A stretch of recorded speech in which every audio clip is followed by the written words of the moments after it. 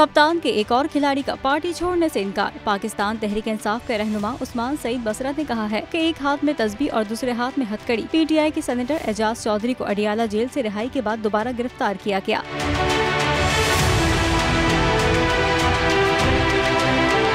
उस्मान सईद बसरा ने समाजी राब्ते की वेबसाइट ट्विटर पर लिखा कि सेनेटर एजाज चौधरी को आज लाहौर इंसदादी दहशतगर्दी की अदालत में पेश किया गया। वो चाहते तो किसी प्रेस क्लब का रुख भी कर सकते थे, मगर उन्होंने हथकड़ी को चूम कर कहा, इमरान खान को ये जिस्म छोड़ सकता, ना ही रूह इसका तसव्वुर कर सकती है। जबान पर यही अल्फाज थे कि खून के आखिरी कतरे तक कप्तान के साथ हूँ। मगर ये क्लिप आपको किसी टीवी पर नजर नहीं आएगा। वाज़ेह रहे कि पीटीआई के सेनेटर एजाज चौधरी को अडियाला जेल से बाहर निकलते ही दोबारा हिरासत में लिया गया था। उनके खिलाफ कार्रवाई 9 मई को होने वाले पुरतशद्दुद मुजाहिरों और सरकारी इमलाक को नुकसान पहुंचाने के इल्जाम में की गई।